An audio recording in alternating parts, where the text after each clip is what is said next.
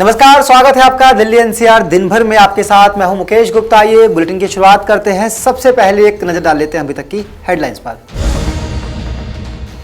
Omicron के खतरे को लेकर दिल्ली सरकार की तैयारियां तेज। सीएम केजरीवाल ने कहा, दूसरी लहर से लिया है सबक।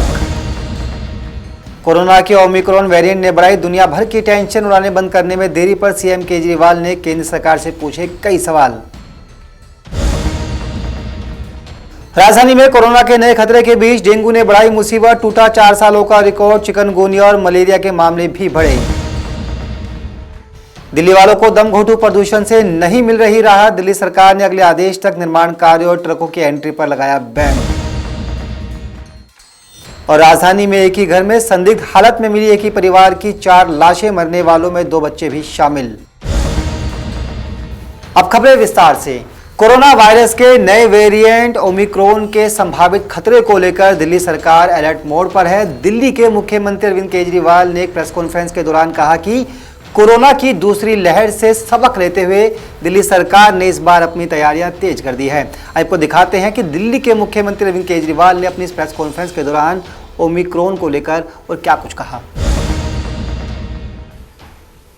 सबको नमस्कार। ओमिक्रॉन वायरस ने दुनिया भर में सबकी चिंता बहुत ज़्यादा बढ़ा दी है। भगवान करे कि ओमिक्रॉन वायरस इंडिया में ना आए, और लेकिन अगर वो आता है तो एक जिम्मेदार सरकार होने के नाते हमारा फ़र्ज़ है कि हम अपनी सारी तैयारियां पूरी कर लें उससे निपटने के लिए। तो आज मैंने सभी विभागों के जो भी संबंधित विभाग हैं उनके साथ मीटिंग की और उससे निपटने के लिए जो तैयारियां करने की ज़रूरत है उनका जायज़ा लिया। सब चीज़ों पे चर्चा की गई। क्या हमारे पास कितने बेड्स की ज़रूरत है, कितने बेड्स हैं, टेस्टिंग कितनी ज़रूरत है, ऑक्सीजन की कितनी ज़रूरत पड़ सकती है, वैक्सीनेशन का क्या स्टेटस चल रहा है, आईसीयू कितने बेड्स की ज़रूरत पड़ सकती है, मैन पावर कितनी ज़रूरत पड़ेगी, इन सारी चीज़ों का जायज़ा लिया। जहाँ तक बेड्स का सवाल है, पिछली बार जब कोरोना आया था तो लगभग 25,000 के करीब बेड्स हम लोगों ने स्केल अप किए थे उस टाइम। अभी इस वक्त हम लोगों ने 30,000 ऑक्सीजन बेड्स तैयार कर लिए हैं।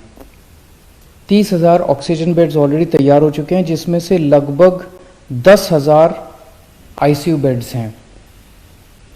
इसके अलावा 6800 आईसीयू बेड्स अभी अंडर कंस्ट्रक्शन है।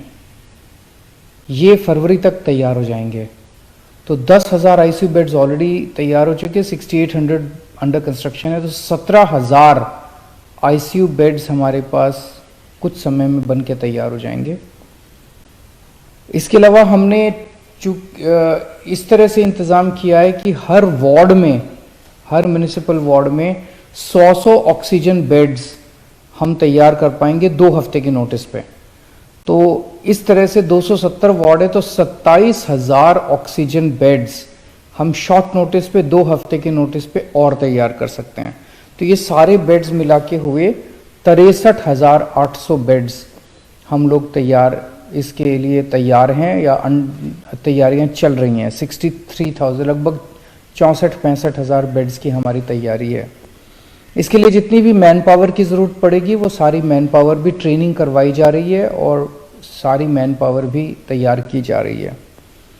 32 किस्म की मेडिसिन्स हैं जो कि हमने एक कमेटी बनाई थी। 32 किस्म की मेडिसिन्स हैं जिसको अलग अलग तरीके से कोरोना के दौरान इस्तेमाल किया जाता है। उन सारी मेडिसिन्स का 2 महीने का बफर स्टॉक ऑर्डर किया जा रहा है ताकि किसी भी तरह से दवाइयों की कमी ना पड़ सके। होम आइसोलेशन जो किया जाता है तो होम आइसोलेशन के लिए भी सारी तैयारियां दुरुस्त की जा रही हैं। काफ़ी तैयारियां कर ली गई हैं ताकि जब अगर कोरोना की तीसरी वेव या ओमिक्रॉन वेरिएंट आता है तो होम आइसोलेशन के लिए भी हम लोग तैयार रहें। पिछली बार ऑक्सीजन की सबसे कमी पड़ी थी। ऑक्सीजन के लिए हमारे पास जितने अस्पताल हैं दिल्ली के, उन सारे अस्पतालों का मिला के लगभग 750 के करीब एमटी 750 मीट्रिक टन की कैपेसिटी है। लेकिन पिछली बार सबसे ज़्यादा दिक्कत थी कि जैसे सेंट्रल गवर्नमेंट ने हमें ऑक्सीजन की अलॉटमेंट की एक ट्रेन आ गई पूरी की पूरी ऑक्सीजन के टैंक लेके, लेकिन वो ऑक्सीजन हमारे पास ऐसी कैपेसिटी नहीं थी कि जहाँ पे वो ऑक्सीजन को हम स्टोर कर सकें। उससे निपटने के लिए हमने 442 मीट्रिक टन की storage capacity, extra storage capacity बना ली है। स्टोरेज टैंक अब हमारे 442 मीट्रिक टन के स्टोरेज टैंक तैयार हैं, जो कि पहले बिल्कुल भी नहीं थी दिल्ली की कैपेसिटी। दिल्ली में पहले ऑक्सीजन बनाने की बिल्कुल कैपेसिटी नहीं थी, जीरो कैपेसिटी थी हमारी। अब हमने पीएसए प्लांट्स, ऑक्सीजन बनाने के प्लांट्स बनाए हैं। 121 मीट्रिक टन ऑक्सीजन अब दिल्ली में बननी चालू हो गई है। पिछली बार आपको याद होगा कि हर हॉस्पिटल कह रहा था मेरी ऑक्सीजन खत्म हो गई, मेरी ऑक्सीजन खत्म हो गई। पूरी उसके साथ हम लोगों ने सबकी ऑक्सीजन का इंतज़ाम भी किया, सब लोगों ने मिलके। कहीं कहीं देखने में आया कि कुछ लोगों ने गलत बोला या जैसे जो भी था। अब हमने सारे जितने दिल्ली में ऑक्सीजन टैंक्स हैं, चाहे किसी हॉस्पिटल का है, चाहे हमारे बड़े टैंक्स हैं, छोटे टैंक्स हैं, इसमें टेलीमेट्री डिवाइस लगाने के ऑर्डर दे दिए हैं। इस डिवाइस से रियल टाइम बेसिस पे हमारे कंट्रोल रूम में, वॉर रूम में हर मिनट में पता चलता रहेगा कि किस टैंक में कितनी ऑक्सीजन इस टाइम मौजूद है, कहाँ ऑक्सीजन खत्म होने वाली है। इससे हमें अपने ऑक्सीजन मैनेजमेंट में मदद मिलेगी। पिछली बार हर अस्पताल के अंदर सिलेंडर तो होते ही ऑक्सीजन के, उसके अलावा स्पेयर कैपेसिटी नहीं थी हमारे पास सिलेंडर्स की, ताकि मान लीजिए हमें एक्स्ट्रा कहीं पे बेड लगाने पड़े तो हमारे पास कोई सिलेंडर, खाली सिलेंडर भी नहीं थे। 6000 सिलेंडर हम लोगों ने चाइना से इंपोर्ट कर लिए हैं और अब हमारे पास 6000 डी टाइप सिलेंडर्स, खाली सिलेंडर्स मौजूद हैं। इसके ज़रिए हम कई सारे नए बेड्स तैयार कर सकते हैं किसी भी बड़े बड़े बैंक्वेट हॉल्स में या कहीं और। हमारे पास अभी 3 रीफिलिंग प्लांट्स हैं दिल्ली के अंदर, प्राइवेट रीफिलिंग प्लांट्स हैं, जिनकी कैपेसिटी है 1500 सिलेंडर पर डे भरने की। इसके अलावा हमने 2 बॉटलिंग प्लांट, सरकार ने 2 बॉटलिंग प्लांट्स और लगा लिए हैं, उनकी की भी कैपेसिटी लगभग 1400 के करीब है। तो 2900 सिलेंडर भरने की कैपेसिटी पर डे की अब दिल्ली की हो गई है। पिछली बार सबसे बड़ी दिक्कत ये भी आई थी कि ऑक्सीजन के टैंकर नहीं थे हमारे पास। सरकार कहती थी भाई पानीपत से मंगा लो ऑक्सीजन, हमारे पास टैंकर ही नहीं थे क्योंकि दिल्ली में ऑक्सीजन बनती नहीं है। अब हम 15 टैंकर खरीद रहे हैं, 15 ऑक्सीजन के टैंकर खरीद रहे हैं। उम्मीद है कि 1 महीने के अंदर 15 टैंकर दिल्ली के आ जाएंगे। वैक्सीनेशन की स्थिति दिल्ली में अच्छी है। 93% लोग जो हैं वो फर्स्ट डोज लगवा चुके हैं, 57% लोग सेकेंड डोज लगवा चुके हैं। मेरी उन सब लोगों से गुजारिश है हाथ जोड़ के, जो सेकेंड डोज जिन्होंने नहीं लगवाई, उनकी जिनकी ड्यू हो गई है, कि वो भी आगे आके सेकेंड डोज जल्द से जल्द लगवा लें। तो ये कुछ एक तैयारियों का जायज़ा लिया। मैं फिर से उम्मीद करता हूँ कि ओमिक्रॉन वायरस ना आए, थर्ड वेव ना आए। बड़ी मुश्किल से हमने पूरे देश ने इस वायरस का मुकाबला किया, लेकिन अगर आती है तो हम तैयार हैं, आपको चिंता करने की ज़रूरत नहीं है। नमस्कार। ओमिक्रॉन वायरस के खतरे को लेकर पूरी दुनिया में इन दिनों टेंशन बरकरार है, तो वहीं दिल्ली सरकार भी अलर्ट मोड पर है। दिल्ली के मुख्यमंत्री अरविंद केजरीवाल जहां अपने स्तर पर समीक्षा बैठक कर रहे हैं, तो वहीं सीएम अरविंद केजरीवाल ने केंद्र सरकार से इंटरनेशनल फ्लाइट्स पर रोक लगाने की मांग की है। कोरोना वायरस के नए वेरिएंट ओमिक्रॉन के खतरे को देखते हुए देश भर में सतर्कता बढ़ती जा रही है। केंद्र सरकार की एडवाइजरी के बाद राज्य सरकारों ने विदेशों से आने वाले लोगों की निगरानी बढ़ा दी है। पंजाब में 11 देशों से आने वाले यात्रियों की निगरानी हो रही है, तो वहीं महाराष्ट्र में दक्षिण अफ्रीका से लौटे करीब 1000 लोगों की तलाशी की जा रही है। इस बीच देश की राजधानी दिल्ली के सीएम अरविंद केजरीवाल ने अस्पतालों की तैयारियों को लेकर समीक्षा बैठक बुलाई। साथ ही सीएम केजरीवाल ने एक बार फिर केंद्र सरकार को सभी इंटरनेशनल उड़ानों को बंद करने की अपील की है। मुख्यमंत्री अरविंद केजरीवाल ने ट्वीट कर कहा है कि कई देशों ने ओमिक्रॉन प्रभावित देशों से आने वाली उड़ानें बंद कर दी हैं, हम देरी क्यों कर रहे हैं? पहली वेव में भी हमने विदेशी उड़ानें रोकने में देरी कर दी थी। अधिकतर विदेशी उड़ानें दिल्ली में आती हैं, दिल्ली सबसे ज्यादा प्रभावित होती है। पीएम साहब कृपया उड़ानें तुरंत बंद करें। इससे पहले भी दिल्ली सीएम अरविंद केजरीवाल ने प्रधानमंत्री नरेंद्र मोदी को चिट्ठी लिखकर आग्रह किया था कि उन देशों से उड़ानें बंद कर दी जाएं जो नए संक्रमण से प्रभावित हैं। इसके साथ ही उन्होंने कहा कि बड़ी मुश्किल से हमारा देश कोरोना से उबर पाया है। हमें इस नए संक्रमण को भारत में प्रवेश करने से रोकने के लिए हर संभव प्रयास करना चाहिए। वहीं बीती 26 नवंबर को सीएम केजरीवाल ने ट्वीट कर नए कोविड वेरिएंट के खतरे को लेकर एक्सपर्ट से सुझाव देने को कहा था। साथ ही सोमवार को डीडीएमई द्वारा प्रेजेंटेशन देने का अनुरोध किया। इसके साथ ही क्या क्या कदम उठाए जाएं, इसका सुझाव भी मांगा।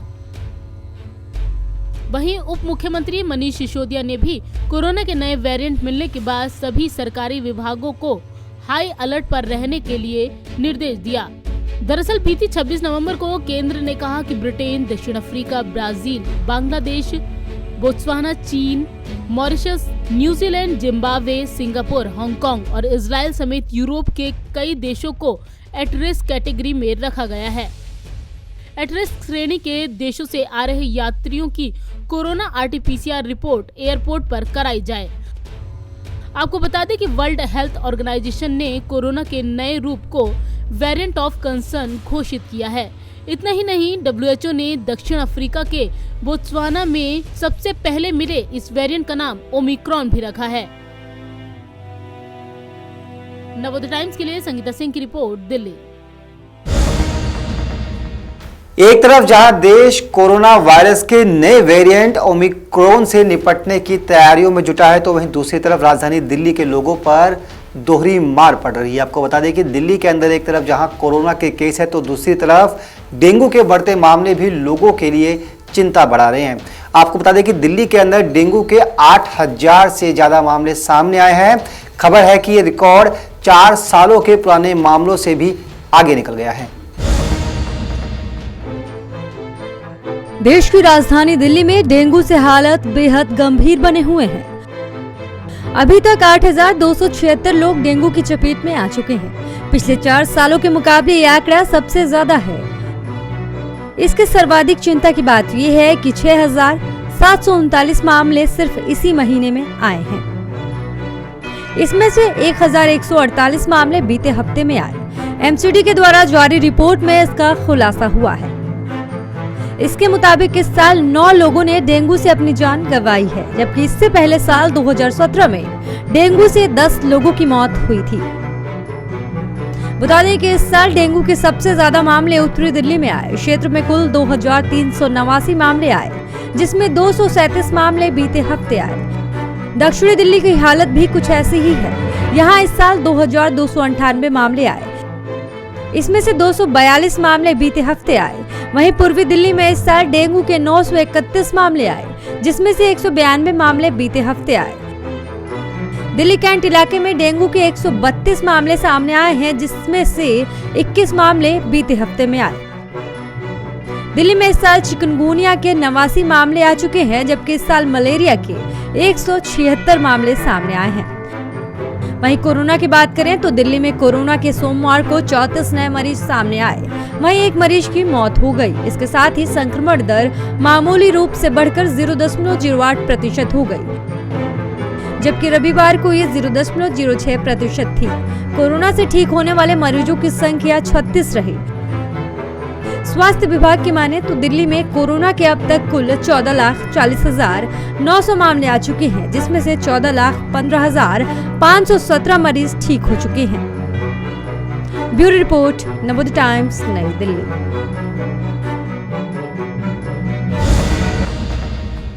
कोरोना वायरस और डेंगू के साथ साथ दिल्ली के लोगों की सांसों पर भी पहरा बना हुआ है। जी हां, दिल्ली के अंदर प्रदूषण का लेवल लगातार डराने वाला है। दिल्ली के पर्यावरण मंत्री गोपाल राय ने एक प्रेस कॉन्फ्रेंस कर कहा कि दिल्ली के अंदर निर्माण कार्यों पर लगी रोक आगे भी जारी रहेगी। इसके साथ ही उन्होंने ट्रांसपोर्ट पॉलिसी को लेकर भी काफ़ी कुछ घोषणाएं की हैं। आपको सुनाते हैं कि पर्यावरण मंत्री गोपाल राय ने प्रदूषण से बचाव के लिए और क्या कुछ कहा। दिल्ली में बढ़ते प्रदूषण स्तर को देखते हुए पर्यावरण मंत्री गोपाल राय ने कहा कि प्रदूषण स्तर सामान्य होने तक शहर में निर्माण कार्य पर अगले आदेश तक प्रतिबंध जारी रहेगा। इस वजह से उन्होंने संबंधित विभागों के अधिकारियों के साथ समीक्षा बैठक की।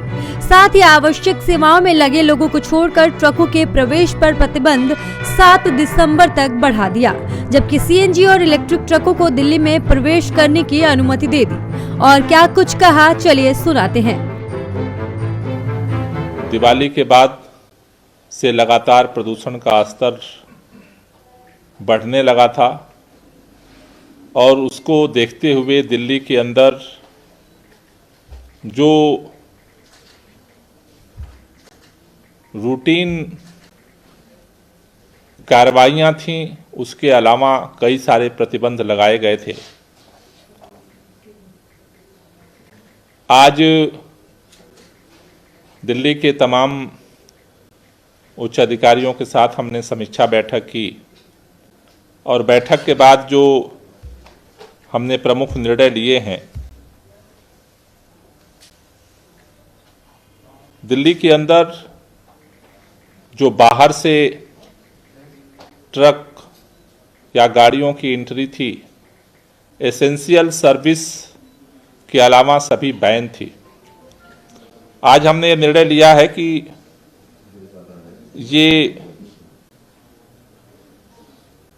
27 तारीख से सीएनजी और जो इलेक्ट्रिक गाड़ियां हैं उनको प्रवेश दिया जाएगा। बाकी गाड़ियों का 3 दिसंबर तक बैन रहेगा।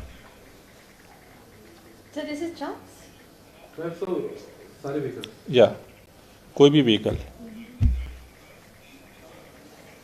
तो 27 तारीख से सीएनजी और इलेक्ट्रिक जो गाड़ियां हैं उनको एंट्री मिलेगी। एसेंशियल सर्विस की गाड़ियां जो हैं उनको एंट्री मिलेगी। बाकी गाड़ियों पे 3 दिसंबर तक बैन रहेगा। आपको बता दें कि दिल्ली में हवाओं की बढ़ती चाल से दिल्ली के प्रदूषण में मामूली कमी आई है। लगातार 3 दिनों तक गंभीर स्तर तक प्रदूषित हवाएं बेहद खराब रही थी। दिल्ली का AQI 389 दर्ज किया गया। सफर का मानना है कि आज मौसमी बदलाव होने वाला है, जिसकी वजह से एक बार फिर दिल्ली वालों को जहरीली हवा में सांस लेना पड़ सकता है। ब्यूरो रिपोर्ट, नवोदय टाइम्स, नई दिल्ली।